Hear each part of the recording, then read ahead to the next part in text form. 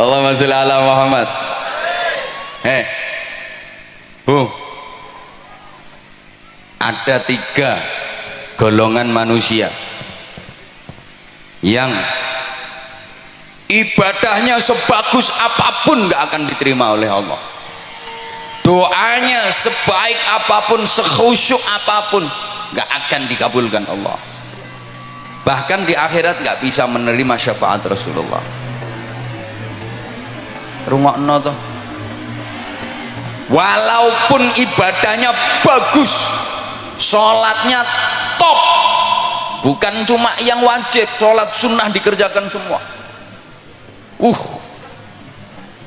sujud luar biasa, sekali nyosop batuk mentol telu, jadi nyosop 2 kali batuk mentol 6, selesai sholat gak rupa-rupa rai. Poso bendino, sodakoh nyah-nyoh, zakat orang mufakat, wiridan sandalan-dalan maca Quran yo turut ratan, berangkat haji tiap tahun, dia pergi umroh seminggu 5 kali, iso ngomahe Mekah kok, kan ngomahe Mekah. Wis tak pikir aku ngomong, ora iso kowe apa bantah, ora iso. Gak mungkin seminggu umroh berangkat ping 5 omahe Mekah. Kalau masuk 3 golongan manusia ini percuma, gak akan diterima Allah. 1, aqul walidain, anak yang durhaka kepada kedua orang tua. Naudzubillah, sehebat apapun anak, kalau sampai durhaka kepada orang tua, berani kepada orang tua, menentang orang tua, melawan orang tua, zalim kepada orang tua, menyakiti hati dan perasaan orang tua, menyia-nyiakan orang tua, padahal si anak hidupnya berkecukupan, kaya, orang tuanya hidup menderita, itu dia mentala. Alah wis kadung,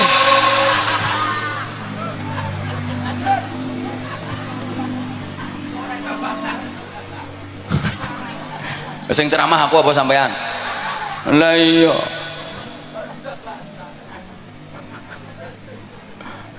walaupun ini anak alim, mangan kitab entek 2896, ilmune sundul terop, saking pintere sampai iso ngraji entut. Ngraji angin ini gampang, ngraji entut begitu titkok.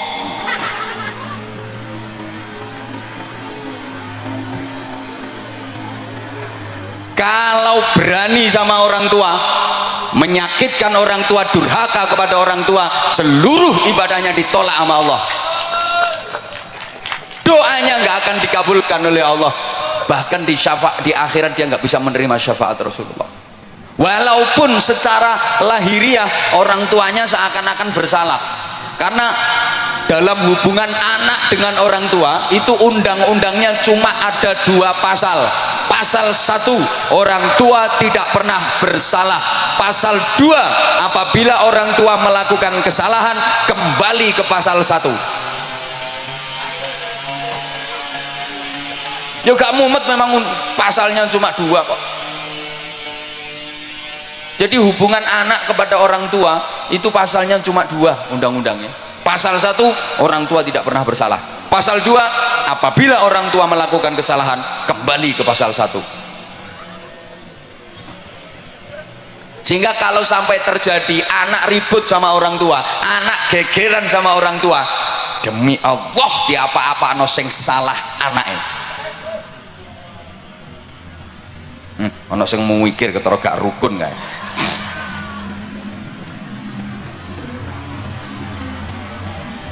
Wajar, karena nggak ada orang tua, nggak ada anak. Orang tua itu menjadi sarana, lantaran wujudnya manusia di alam dunia, betul?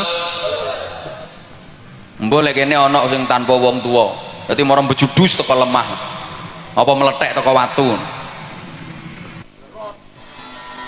Maka saya di mana-mana katakan selamanya anak nggak mungkin bisa membalas budi kepada orang tua, nggak mungkin anak bisa membalas jasa orang tua, nggak mungkin bisa. Orang tua pernah gembol anak, anak nggak pernah gembol orang tua. Wong tua tahu ngeden ngetokno anak, anak gak tahu ngeden ngetokno wong tuane. Ngedene yang ngetokno gedang goreng. Loh, orang tua merawat anak itu lama dan ikhlas, nggak ada yang berharap imbalan. Nah, aku ngerumat kowe sampai selawe tahun, saiki kon wis dadi tentara, ayo hitungan sedina aku njaluk upah 50.000, nggak ada. Lah anak kalau merawat orang tua itu ya cuma sebentar, itu pun pamrih, sulit ikhlas. Kadang orang tuanya sakit itu, anak limo iso geger sak dulur. Sing ngramut ya sampean, oh sampean bagiannya paling akeh kok. Biasanya ngono kuwi lambe-lambe kudungan.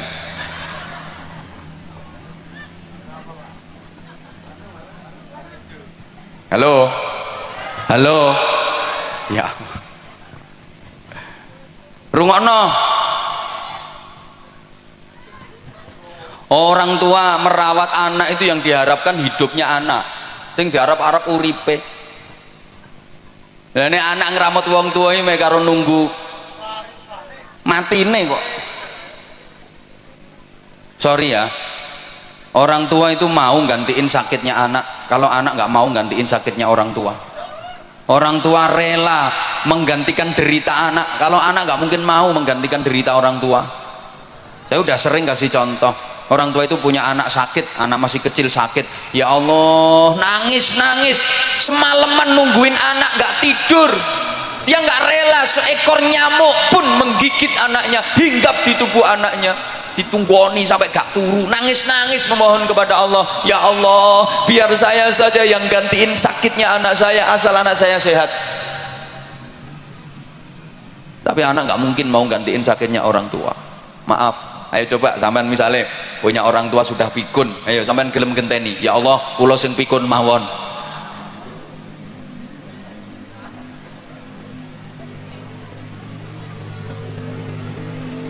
Orang tua tuh punya anak pilek, hidung tersumbat, sing nyumpeli yo umbel, ndak iso ambekan, diapakno? Disedot, dicucup, masya Allah, umbel ya dicucup. Ayo bu, misalnya bapak sampean umbelnya meler, mriki pak, kula dilatane pak.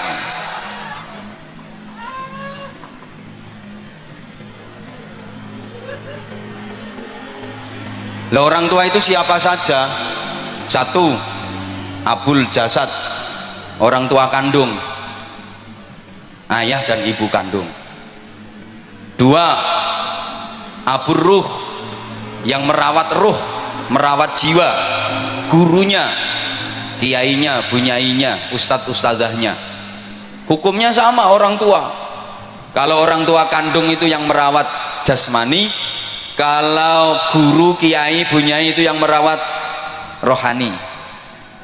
Iki dirungokno apa ora toh? Tiga, yang ngasih pasangan hidup, mertua, sama wajib dihormat. Bu, menantu kalau nggak rukun sama mertua, ya sama, itu namanya menantu yang tidak berbakti kepada orang tua, durhaka. Sama. Ada nggak? Ngacung.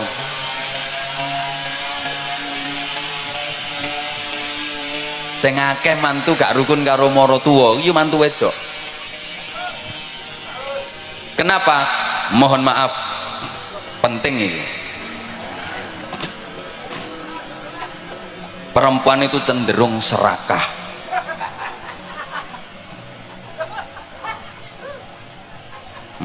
Wong lanang serakah ya eneng kok. Kuwi ambek kiai wani nyentak apa maneh mbek bojone. Mohon maaf, banyak istri yang tidak merelakan suaminya untuk berbakti kepada orang tua. Banyak suami yang tidak menyadari posisi. Sorry ya, istri sama suami itu beda. Karena istri perempuan, suami laki-laki. Lah iya beda. Istri itu haknya suami. Kalau suami bukan haknya istri, haknya orang tua. Rungokno, suami itu haknya orang tua. Artinya suami harus lebih memprioritaskan orang tuanya, mementingkan orang tuanya daripada istrinya. Ya sama-sama penting, istrinya penting, orang tuanya penting, tapi perbandingannya lebih dipentingkan orang tuanya daripada istrinya. Ini kalau suami. Beda dengan istri. Istri haknya suami, bukan haknya orang tua. Karena waktu nikah sama orang tuanya sudah diserahkan total kepada suami. Maka istri harus lebih memprioritaskan suaminya daripada orang tuanya. Kalau suami harus lebih mementingkan orang tuanya daripada istrinya. Lah ini yang suka nggak diterima oleh para istri. Suami mau berbakti kepada orang tuanya, dihalang-halangi oleh istrinya. Kadang suami mau ngasih duit ke ibunya, ini si istri ngamuk-ngamuk, diselidiki. Mbok kei pira makmu mau? Mbok kei pira makmu mau? Mbok kei pira? Ya kekno kabeh kono. Kekno kabeh, ndang ngusungi rono kabeh, gawa nang gone makmu kabeh kono. Wis, klambimu nang digerono pisan, bantalmu sak sarungmu ngusungi rono.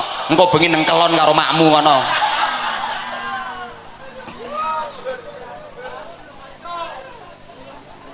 Suami mau berbakti kok dihalang-halangi. Bu,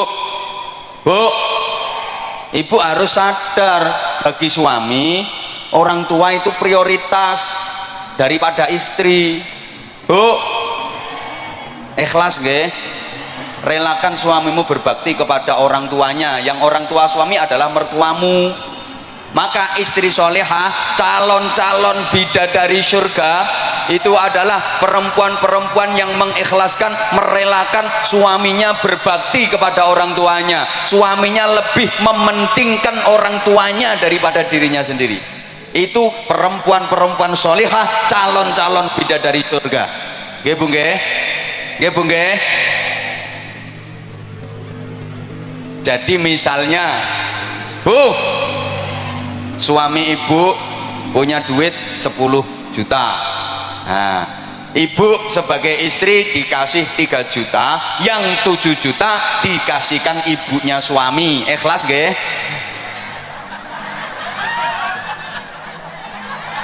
Ikhlas nggih?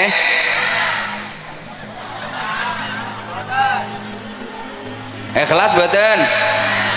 Mulane angel mlebu swargamu ya ngono.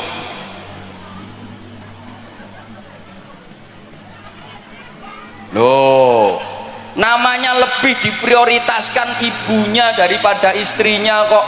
Jadi nek bojomu ku ndek duit 1 juta, sampean sebagai istri dikasih 300.000, yang 700.000 dikasihkan ibunya suami, dikasihkan mertuamu. Ikhlas nggih? Sapa ngomong tak jotosno?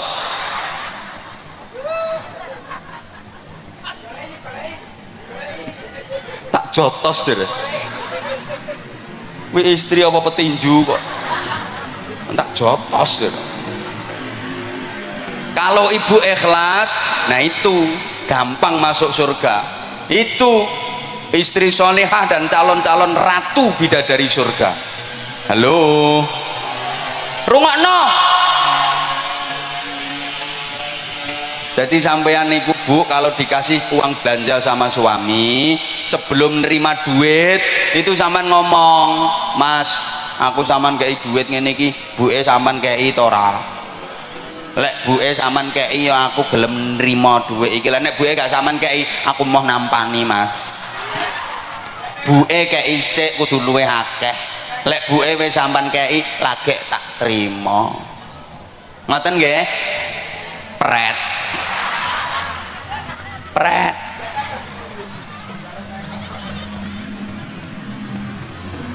Jadi misalnya ibu dibeliin gelang sama suami, sebelum diterima tuh gelang ngomong, ya aku sama tukono gelang ini ki, ibu sama tukono pora.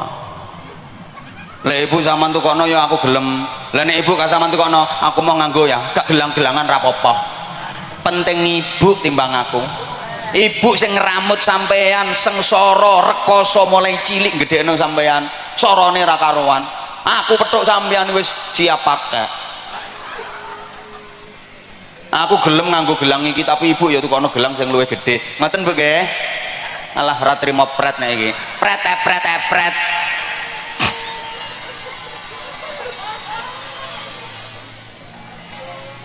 Ibu.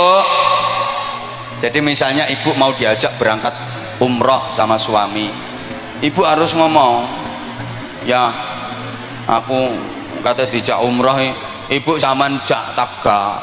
Lek ambek ibu aku ya gelem melu ya.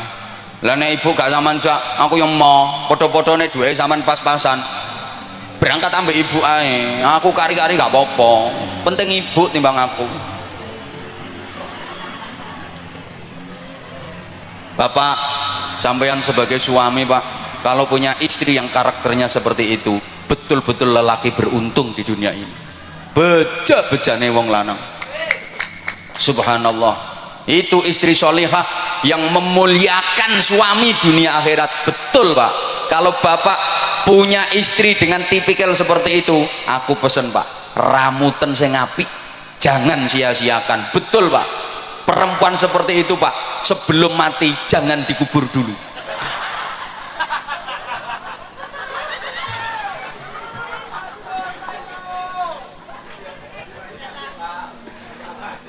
Soalnya langka.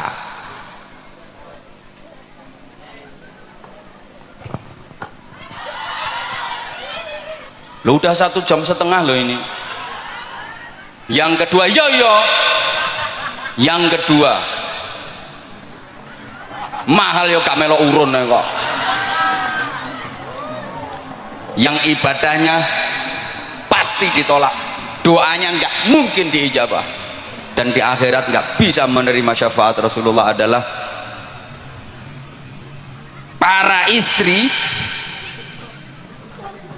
menengok. Lu memang iya kok.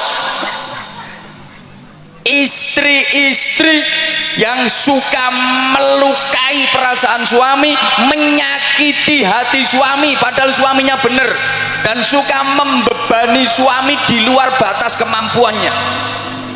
Tak baleni pengumuman. Ibadah sebaik apapun gak akan diterima Allah, doa sekhusyuk apapun gak akan diijabah Allah, dan di akhirat gak bisa menerima syafaat Rasulullah. Siapa? Istri-istri yang suka melukai perasaan suami, menyakiti hati suami padahal suaminya bener. Aku gak bakal suami sih gak bener. Alah rungokke sik. Ucul ya ben balon murah kok. Balon ucul geger ndangak kabeh. Tuku meneh 5.000 kok. Hah? Malah mek 3.000 gegerno pengajian. Halo. Bu, ini beneran loh Bu. Rasulullah pernah cerita, besok di akhirat itu ada perempuan yang wujudnya nggak wujud manusia, bentuknya nggak bentuk manusia, tapi ndasnya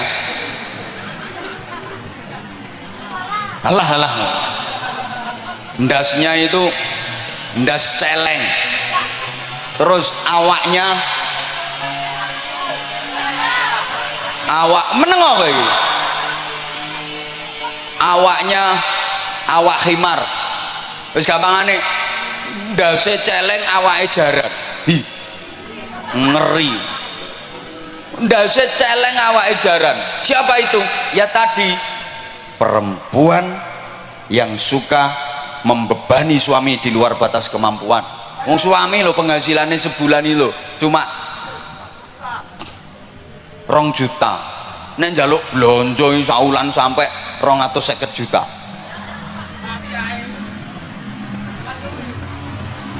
Misalnya perempuan yang suka melukai perasaan suami dan menyakiti hati suami, maka seperti itu akibatnya, ibadahmu gak akan diterima Allah. Tiwas dawir lambemu lah, zikir macam-macam percuma, doa nggak diijabah, di akhirat nggak bisa mendapat syafaat Rasulullah. Nah sekarang ganti, para suami ya harus fair dong. Nih yo kok wong wedok ae. Para suami laki-laki rungono yang suka melukai perasaan istrinya, menyakiti hati istrinya, maka akibatnya aku durung tahu krungu keterangannya. Saya belum pernah mendengar keterangannya. Jadi ya saya nggak pernah dengar dalilnya.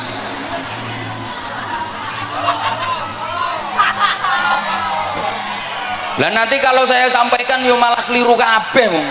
Saya nggak pernah denger kok.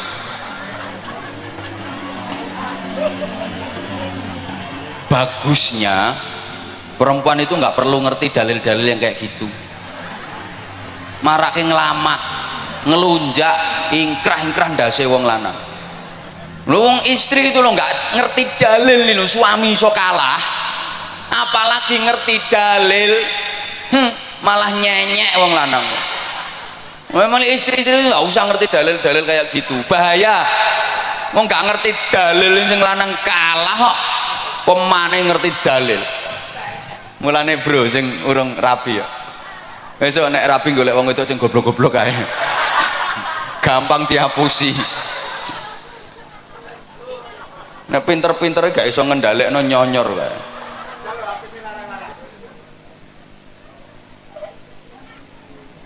Yang ketiga udah itu berlalu. Yang ketiga, orang yang mutus silaturahim itu yang ibadahnya nggak akan diterima oleh Allah, doanya nggak dijabah sama Allah, di akhirat nggak bisa mendapatkan syafaat Rasulullah. Maka itu perlu kita hindari tiga hal tadi. Allahumma sholli ala Muhammad. Nah selanjutnya jamaah rahimakumullah, perlu perbaikan diri, peningkatan kualitas ibadah, baik yang vertikal hablum minallah, ibadah ritual, maupun yang horizontal hablum minan nas, ibadah sosial. Halo dilanjut sama boten? Oke tak imbui ya, ini ibarat kerja itu lembur, berarti tambahan durasi ya gini. Yo hidup ini harus selalu ada peningkatan dan perbaikan. Slogane hari ini harus lebih baik daripada kemarin, dan esok harus lebih baik daripada hari ini. Dalam menjalani hidup, pantang bagi kita untuk berprinsip aku masih seperti yang dulu, aku begini engkau begitu. Itu sama saja. Kalau orang Jawa bilang sami mawon, nek diteruske bokonge Mbak Mi dintup. Harus ada dinamika ke arah hidup yang lebih baik. Ibu bapak jamaah rahimakumullah, pembangunan musola ini harus disertai dengan pembangunan manusianya. Ya kita berharap mudah-mudahan musola, masjid-masjid yang ada itu benar-benar bisa menjadi laboratorium rohani, pembangunan mental spiritual. Negara kita itu punya jargon di lagu kebangsaan Indonesia Raya itu, bangunlah, bangunlah, ayo toh Bu. Pertama bangunlah jiwanya dulu, baru bangunlah untuk Indonesia. Bangunlah jiwanya. Pembangunan jiwa itu menjadi sangat penting.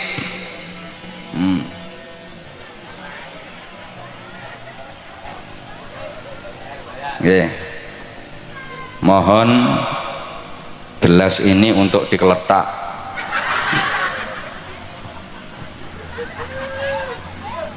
Untuk pembangunan sorban.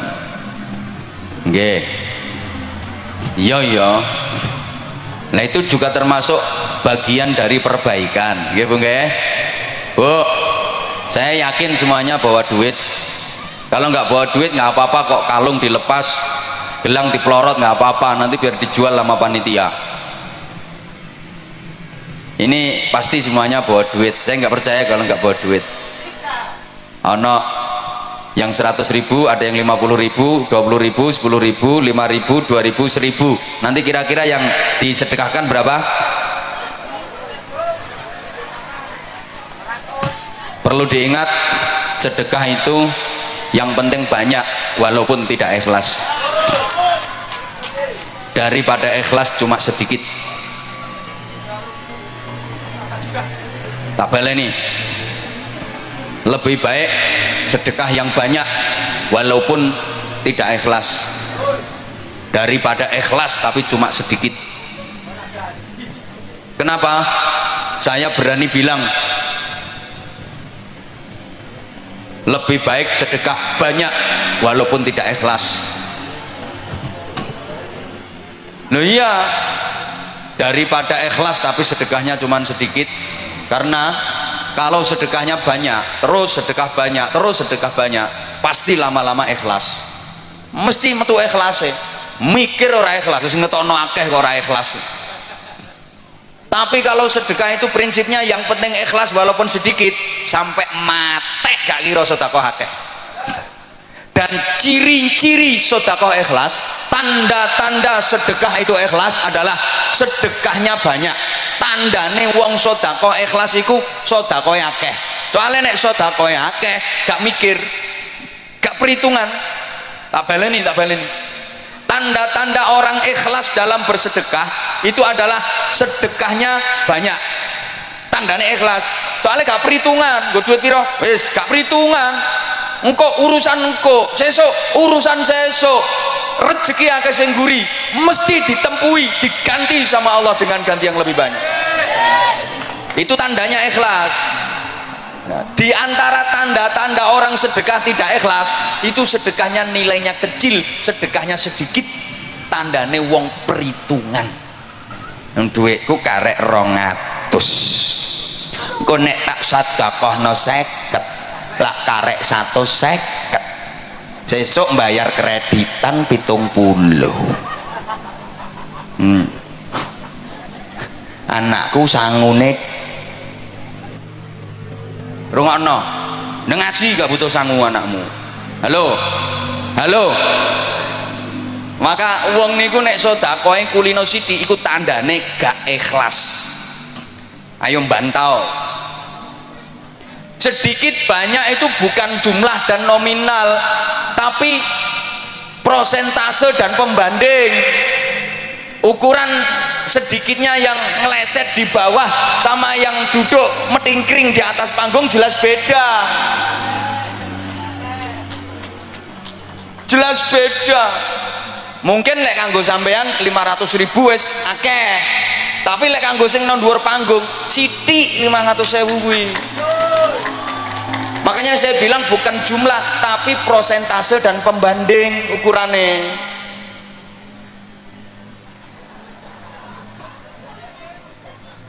Lah iya, makanya kalau saya katakan di antara tanda ikhlas dalam bersedekah itu sedekah nominalnya banyak, nilainya banyak. Kuwi tandane ikhlas karena dia nggak perhitungan.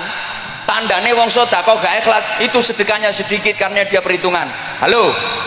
Orang yang beramal di dunia tanpa perhitungan, besok di akhirat Allah yo gak perhitungan, langsung dimasukkan surga sama Allah. Itu namanya masuk surga tanpa hisab. Tanpa hisab itu tanpa perhitungan. Siapa yang dimasukkan surga tanpa hisab, tanpa perhitungan? Ya orang-orang yang waktu di dunia amalnya tanpa perhitungan. Malaikat yang meriksa itu langsung didhawuhi sama Allah, kasih instruksi, malaikat itu orang waktu di dunia amal tanpa perhitungan, udah sekarang langsung masukkan surga tanpa diperhitungkan amalnya. Coba tung orang Bojonegoro kok langsung ke surga.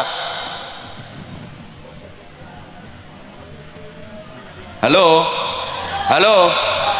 Lah kalau orang di dunia amalnya penuh perhitungan, besok di akhirat Allah juga penuh perhitungan. Hitung dulu, amal bagusnya ada berapa, amal jeleknya ada berapa, lebih banyak mana tangannya untuk muter tasbih sama untuk Oh kopek jarene. Lebih banyak mana itu? Diperhitungkan semuanya, lama perhitungan itu. Paham gak? Paham gak?